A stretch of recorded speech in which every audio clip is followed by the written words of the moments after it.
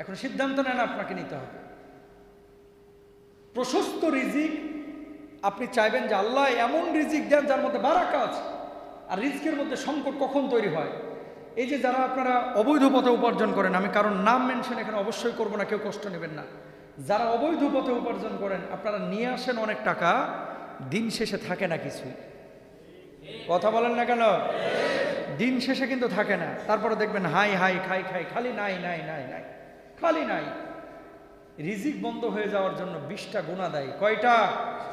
20টা। 1 number, fine লাম তাফআলু ফাযানু বিহারবিন মিনাল্লাহি ওয়া রাসূলিহি। খেয়াল করেন, যারা সুদ খায় তারা যেন আল্লাহ এবং আল্লাহ রাসূলের সাথে যুদ্ধ ঘোষণা করবে। আল্লাহু আকবার। আল্লাহর সাথে যুদ্ধ ঘোষণা, নবীর সাথে যুদ্ধ ঘোষণা। সে আল্লাহকে কি আমাদের মাফ করবে? ভাই মাফ করবে না। কয়দিনের জিন্দেগি? আপনি এত পয়সা রেখে গেলেন, এই সন্তানগুলো কিন্তু একদিন ভোগ করবে। আর আপনি কবরে, ওরা খাবে দুনিয়ায় হাঁস, আপনি খাবেন কবরে বাঁশ। কথা বলেন ঠিক কিনা? আপনি কামাচ্ছেন কার জন্য? ছেলে মেয়েদের জন্য না। আপনি কয় টাকা খান? কামাচ্ছেন তো ছেলে মেয়ে বউ বাচ্চার জন্য।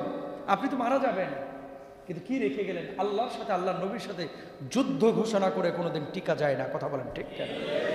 তাহলে এই রিস্কের কমতির জন্য, বন্ধ হয়ে জন্য, বারাকার জন্য 1 নাম্বার দায়ী হচ্ছে সুদ। কি? আরো জোর বলেন কি? এ থেকে আমরা দূরে থাকবো ইনশাআল্লাহ। 2 নাম্বার, আল্লাহ রাব্বুল আলামিন কি বলছেন? লা ইন শাকারতুম লা আযীদান্নাকুম ওয়া লা ইন কাফারতুম ইন্না আযাবি লাশাদীদ। আল্লাহু আকবার। শুকরিয়া আদায় করো, তাহলে নিয়ামত বানায় দেব, রিজিক বানায় দেব। আর যদি অকৃতজ্ঞ হও, আমি আল্লাহ রাব্বুল আলামিন রিজিক ছিনিয়ে নেব। যেটা আমাদের সমাজে এখন বেশি। ভালো থাকলেও বলে হুজুর টাইনে টুনে চলতেছে, আসি একরকম, কোনো সময় আলহামদুলিল্লাহ বলে না। কথা বলেন ঠিক কিনা? শুনেন, বাড়িতে কারো আজকে গোশত রান্না হয়েছে, কারো মাছ রান্না হয়েছে, কারো সবজি। আপনাকে যদি আমি জিজ্ঞেস করি, ওই জামাল ভাই কেমন আছেন, আলম ভাই কেমন আছেন, ভাই যতই সংকটে থাকেন, আপনি মুচকি হাসি মেরে যদি বলতে পারেন, মুস্তাফিজ ভাই আলহামদুলিল্লাহ আলা কুল্লি হাল, আল্লাহ আমাকে ভালো রাখছে, যা চাইছি তার চাইতেও বেশি ভালো, আল্লাহর আরশ খুশি হয়ে যাবে, সুবহানাল্লাহ। কিন্তু এখনকার মানুষের নীতি কি জানেন? যতই ভালো থাকুক, জিজ্ঞেস করেন, কিছু মানুষের জীবনও বলবে না যে আলহামদুলিল্লাহ ভালো আছি। আসি ভাই একরকম, এই চলতেছে ভাই, আসি রে ভাই খুব ভালো না ভাই, টাইনিয়া টুনিয়া চলতেছে। পৃথিবীতে টাইনিয়া টুনিয়া বলে কোনো কিছু নাই। যতদিন সুস্থ আছেন জোর গলায় বলবেন আলহামদুলিল্লাহ, জোর বলেন আলহামদুলিল্লাহ। আর কি সুখ চান? এসির মধ্যে বসে জুমার বয়ান শুনতেছেন, নামাজে এসেছেন, অথচ এই সময় ঢাকা মেডিকেলে অনেকে মৃত্যুর জন্য ছটফট করতেছে। একটাবার কল্পনা করেন না আপনি? এই সময়টায় তারা হসপিটালে কাতরাচ্ছে, আর আল্লাহ আপনাকে সুস্থ রেখেছেন। জোরে বলেন আলহামদুলিল্লাহ। আর একবার বলেন আলহামদুলিল্লাহ। তাহলে 2 নম্বর, অকৃতজ্ঞদের রিজিক আল্লাহ বন্ধ করে দেয়, কমায় দেয়। মনে রাখবেন, 20টা পয়েন্ট বলবো এখন 2-4 মিনিটে। 3 নম্বর, রিজিক বন্ধ করে দেন কাদের? মান আহাব্বা আইয়ুবসাতা লাহু ফি রিজকিহি ওয়া ইনসালাহু ফি আথারিহি ফালিয়াসিল রাহিমা। কোন ব্যক্তি যদি আত্মীয়তার সম্পর্ক ছিন্ন করে, আল্লাহ রাব্বুল আলামিন ওই ব্যক্তির রিজিক বন্ধ করে দেন, রিজিক কমায় দেন, রিজিকের বারাকা উঠায় নেন। আর কেউ যদি আত্মীয়তার সম্পর্ক রক্ষা করে, আল্লাহ রাব্বুল আলামিন তার রিজকের মধ্যে বারাকা দেন, প্রশস্ত দান করেন। বলেন সুবহানাল্লাহ। তাহলে ভাই ভাইয়ের সম্পর্কটা আজকে জোহরের পরেই বন্ধ করে দেন, কাট আপ করে দেন, নাকি? সম্পর্ক ছিন্ন করা যাবে না। সম্পর্ক জোড়া লাগাইলে রিজকে বারাকা দেবে কে? কল্পনা করতে পারেন, এগুলো কিন্তু হাদিসের কথা, আমার না, যে রিজকের সাথে আত্মীয়তার সম্পর্ক রক্ষা করা এটা দায়ী। আল্লাহু আকবার বলেন। এরপর আল্লাহর নবী বলছেন, অসততা, ব্যবসায় মিথ্যা কথা বললে সাময়িক লাভ হয়, কিন্তু স্থায়ী লাভ করা যায় না। মান ওয়াসানা ফালাইসা মিন্না, যে ধোঁকাবাজি করে সে আমার দলভুক্ত না। হয়তো বা চিটারি বদমাইশি করে কিছু কিছু লোক আছে, দেখেন না, 3 টাকার জিনিস 30 টাকায় বেচে।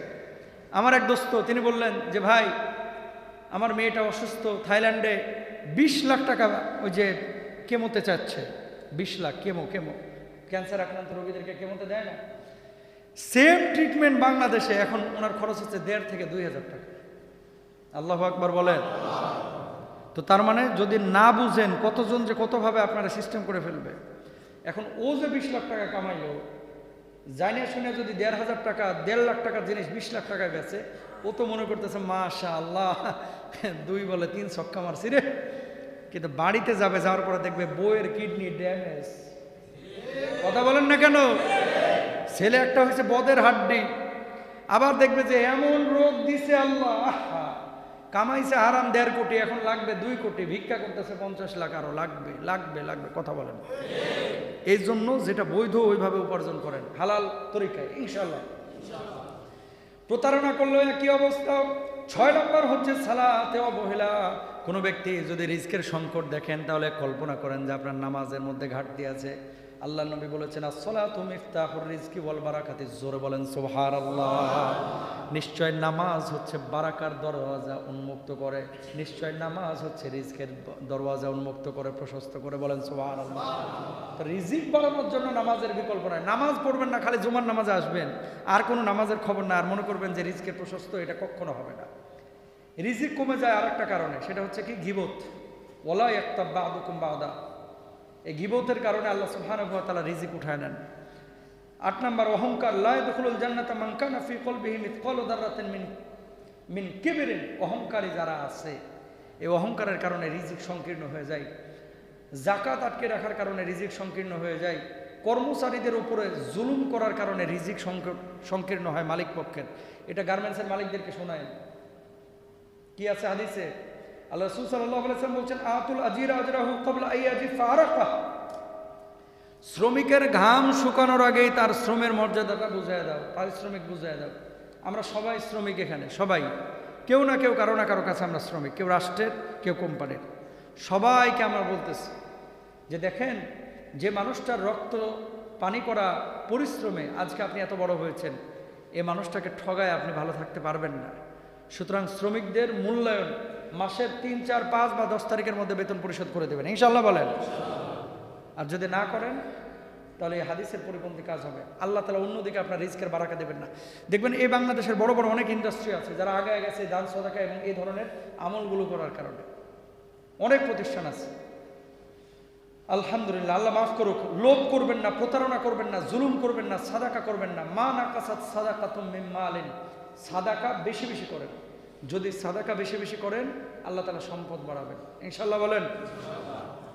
বাচ্চাদের উপরে জুলুম করবেন না। ইত্তাকুল্লাহ ফিন নিসা। নারীদেরকে মারবেন না, বউদের উপর অত্যাচার করবেন না, ছোট ছোট বাচ্চাদের উপরে জুলুম করবেন না, তাহলে রিজকের মধ্যে প্রশস্ততা আসবে। মিথ্যা কসম যদি কেউ করে, তার রিজিকের মধ্যে সংকট তৈরি হয়। অলসতা। ও আল্লাহ সালিল ইনসান ইল্লা মা সাআ। চেষ্টা চালাবে না, খাবে না, দাবে চাকরি করবে না, ব্যবসা বাণিজ্য করবে না, খালি ঘরের ভেতরে আর হুজুরের সামনে এসে আল্লাহ রিজিক দাও, রিজিক দাও। রিজিক কি এই মসজিদের ছাদ ফাইটে আসবে নাকি? চেষ্টা করা দরকার আছে না নাই? আছে। তো চেষ্টাটা কি? ফাইদা কুদিয়াতিস সালাত ফান্তাশিরু ফিল আরদ। নামাজ আদায় হয়ে গেছে, সোজা মসজিদ থেকে বাইরে হন। এখন মসজিদে আর কোনো কাম নাই, এখন বাইরে যান, জীবিকা তালাশ করেন। সুবহানাল্লাহ বলেন। উমর রাদিয়াল্লাহু তাআলা আনহু জামানায় কয়েকজন খালি গোল হয়ে বসে থাকে আর বিড়বিড় করে কি যেন আলোচনা করে। উমর প্রথম দিন দেখছে, দ্বিতীয় দিন বলতেছে, এই তোমরা করো কি? আমরা ইসলামী আলোচনা করতেছি, কোরআন হাদিসের আলোচনা। এরপরে কিছু বলেন। তৃতীয় দিন বলতেছে, কি রে আবার বসছো দেখি, কারণটা কি, করো কি? আমরা দিনই আলোচনা করতেছি। বলতেছে, তোকে কি দুনিয়া নাই, তোকে রুটি রুজি নাই? ওটা চাইতে তো এটা বেশি জরুরি। তখন ওমর বলছে, কাল থেকে দেখলে কিন্তু পিঠে মসজিদ থেকে বাইর করবো। আল্লাহু আকবার বলেন। কিছু লোক আছে এরকম, বুঝছেন, মসজিদের চিপায় বসে থাকে সারাক্ষণ, মানে দিনের ফ্রেমে থেকে মনে করে যে এই নামাজ পড়বো, রোজা করবো, হজ করবো, নামাজ পড়বো, রোজা করবো, আল্লাহ বিল্লাহ করবো, আল্লাহ খাবার দিয়ে যাবে। না, আল্লাহই বলেছেন যে জমিনে ছড়ায় পড়ো, মসজিদে আসবা ইবাদতের জন্য, তালিমে বসবা, হালাকায় বসবা, ওয়াজ শুনবা, মাহফিল শুনবা, কিন্তু কাজের সময় কাজ আগে, ওটাও ইবাদত। সুবহানাল্লাহ বলেন। আপনি গার্মেন্টসে কাজ করতেছেন, প্রতিটা সেলাই আপনি সওয়াব পাবেন। আপনি দোকানে বেচাকেনা করতেছেন, আপনি সওয়াব পাবেন। এটা হাদিসের কথা, আমার কথা না। এই জন্য আল্লাহ সালিল ইনসান ইল্লা মা সাআ, চেষ্টা করতে হবে। তকদিরে অসন্তুষ্ট কেউ যদি থাকে, অনেক ভাইয়েরা আছেন যারা আপনারা চিন্তা করেন যে আল্লাহ তুমি তো অনেক কিছু দিতে পারতা, আমার দিলা না, কোটিপতি বানাইলে তোমার সমস্যাকে, আল্লাহকে কোনো অভিযোগ করবেন না, কখনো না, ইনশাল্লাহ বলেন। সবসময় আল্লাহকে বলবেন যে আল্লাহ যা দিছো আমার জন্য যথেষ্ট, আলহামদুলিল্লাহ, আল্লাহ খুশি হবে। আর যখন আল্লাহকে অভিযোগ করবেন, আল্লাহ জামাল বাইরে দিলে আমি কি দোষ করলাম মাহবুব, খবরদার। এটা যখনই আপনি বলবেন, তখন ওই হাদিস আপনার মানে পেটের মধ্যে, রেহেমের মধ্যেই তো আল্লাহ তাআলা আপনার রিজিক লিখে দিচ্ছেন। এখন কেন আল্লাহ দিয়েছেন এটা, আপনাকে গরিব কেন বানাইলো, কেন সংক্ষিপ্ত রিজিক দিল? আর আপনি ধনীর চাইতে, ধনীর হিসাব কিয়ামতের ময়দানে কি হবে আপনি জানেন? আপনি তো তাদের 500 বছর আগে জান্নাতে যাবেন। সুবহানাল্লাহ বলেন। এই দুনিয়ায় পয়সা যত বেশি, গুনাহ তত বেশি। কথা বলেন না কেন? মদ যারা খায় এগুলো কি ফকির মিসকিন মদ খায়? মাল আছে দেখি তো মদ খায়। এই যে থাইল্যান্ডে গিয়ে ইস্পাট যারা যায় এগুলো কি ফকির মিসকিন যায়? মাল আছে দেখেই তো যায়। ওই বেটা কিয়ামতের ময়দানে মাথা ঠুকবে আর বলবে যে আল্লাহ যদি পয়সা না দিতা তাহলে তো থাইল্যান্ডে যাইতাম না। কথা কয় না? আল্লাহ যদি পয়সা না দিতা তাহলে তো মদ খাইতাম না। আল্লাহ পয়সা না দিতা, আর আপনি সেদিন মুচকি মুচকি হাসবেন আর মুছের নিচে তেল দিবেন, সুবহানাল্লাহ, আল্লাহ গরিব বানাইছিল, ভালোই করছিল। কথা বলেন না কেন? পৃথিবীতে বড় কিছু পাপ আছে যেই পাপগুলো করার জন্য মাল লাগে, মাল, ঠিক না? কি লাগে? টাকা লাগে, পয়সা লাগে। তো আল্লাহ হয়তো আপনার এই জন্য দেয় নাই যে যদি দিত আপনি হয়তো হারাম করার মতো করতেন। এটা তো আপনি জানেন না, এটা তো আমি জানি না। মনে রাখবেন, নবীজি বলেছেন, আমি ধনাঢ্যতাকে ভয় পাই, গরিবকে ততটা দিনের জন্য ভয় পাই না। বুঝছেন? আল্লাহ নবী এটাও বলেছেন, কাদাল ফাকরু আইয়া কুনাল কুফরা, দারিদ্রতা মানুষকে কখনো কখনো কুফুরের দিকে নিয়ে যায়। দারিদ্রতা কখনো কখনো কুফুরের দিকে নিয়ে যায়। আমি এখানে জানি অনেকে আপনারা রংপুর এরিয়ার লোক আছেন, লালমনিরহাট এরিয়ার লোক আছেন। আপনাদের কাছে একটা রিকোয়েস্ট, আপনাদের এরিয়ায় কিন্তু বেশ খ্রিস্টান হয়ে যাচ্ছে মানুষ, এই যারা গরিব মানুষ। ওই বিভিন্ন আপনার এগুলোর কি বলে, দাতব্য সংস্থা বিদেশ থেকে টাকা নিয়ে এসে এদেরকে ছাগল দান করে, এদেরকে ক্ষুদ্র ঋণ দেয়, দেওয়ার পরে বোঝায় যে দেখছো তোমাদের ধর্ম কিছু করতে পারছে তোমাদের জন্য, অথচ দেখো আমরা কি করলাম তোমাদের। নানানভাবে ছলে বলে কৌশলে ওদের ধর্মটা ওদের ভিতরে ঢুকে দেয়। কথা বুঝতে পেরেছেন? ইউরোপ আমেরিকায় গির্জা বন্ধ হচ্ছে, ওরা এখন টার্গেট নিচ্ছে এশিয়ায়, যে ওইদিকে তো এখন খ্রিস্টান ধর্মও মানুষ মানে না, নাস্তিকতায় চলে যাচ্ছে সবাই, ওদের গির্জাগুলো বন্ধ হয়ে যাচ্ছে। শুধু ইংল্যান্ডেই মসজিদ এখন প্রায় 2200-এর উপরে। সুবহানাল্লাহ বলেন না? 2200 মসজিদ শুধু ইংল্যান্ডে। টাওয়ার হামলেটস একটা কাউন্সিল, ছোট্ট একটা এরিয়া, এখানে মসজিদ প্রায় 62টা। কয়টা? সুবহানাল্লাহ বলেন। 62টা মসজিদ। ওরা গির্জা বেচতেছে আর মুসলমানরা কিনতেছে। দুঃখে কলিজাটা ফেটে যায়। আমার বাংলাদেশে উত্তর অঞ্চলে মানুষ, আসলে সবাই তো মনে করে এরা সহজ সরল, এখানে আসলেই সহজ সরল। কিছু মানুষ এই যে ছোট ছোট ডোনেশন পেয়ে এরা খ্রিস্টান হয়ে যাচ্ছে। আমাদেরকে সচেতন হতে হবে, প্রয়োজনীয় এলাকায় গিয়ে দাওয়াতি কাজ করতে হবে এবং সতর্ক করতে হবে যে বাবা, ইমানের দৌলত এটা বড় জিনিস। তোমার কিছু যদি পয়সা লাগে, সাহায্য লাগে, আমাদের বাংলাদেশে অনেক শিল্পপতি আছে, এখানে গণমাধ্যম আছে, আমি রিকোয়েস্ট করব আপনারা ওখানে ক্ষুদ্র ঋণ প্রকল্প অথবা আপনারা কর্জে হাসানার ব্যবস্থা করেন, যাতে করে এই মানুষগুলো ইমান থেকে বিচ্যুত না হয়ে খ্রিস্টান না হয়ে যায়। কি জবাব আমরা আল্লাহর কাছে দিব? কি জবাব দিব বলেন? শত শত মানুষ এরকম খ্রিস্টান হচ্ছে, ইউরোপ আমেরিকায় মানুষ মুসলমান হচ্ছে, আর আমার দেশে মানুষ খ্রিস্টান হচ্ছে। এগুলো নিয়ে কেউ কথা বলার নাই, কেউ কোনো আলোচনাও করে না। এগুলো উচিত ভাই, এগুলো নিয়ে সচেতনতা তৈরি করা। আপনারা যারা উত্তর অঞ্চলের আছেন, আপনাদের কাছে রিকোয়েস্ট, একটু দাওয়াতি কাজ করেন, এ ধরনের কিছু উদ্যোগ নেন, ব্যক্তি উদ্যোগে। বাড়ির আশপাশে যদি এরকম কোনো লোক দেখেন, তাকে বোঝানোর জন্য আমাদের সাথে ফোনে কথা বলান বা আমাদেরকে নিয়ে যান, আমরা যাবো ইনশাআল্লাহ। যে কী কারণে এই লোকটা ধর্মচ্যুত হলো, আল্লাহর কাছে জবাব দেওয়া লাগবে তো খতিবদের, বক্তাদের, যে আপনারা কেন বোঝান নাই। আল্লাহ সুবহানাহু ওয়া তাআলা আমাদের প্রত্যেককে বোঝার তৌফিক দান করুন। হাদা মা ইনদি ওয়াল ইলমু ইনদাল্লাহ আলাইহি তাওয়াক্কালতু ওয়া ইলাইহি উনীব ওয়া আখির দাওয়ানা আলহামদুলিল্লাহি রাব্বিল আলামিন।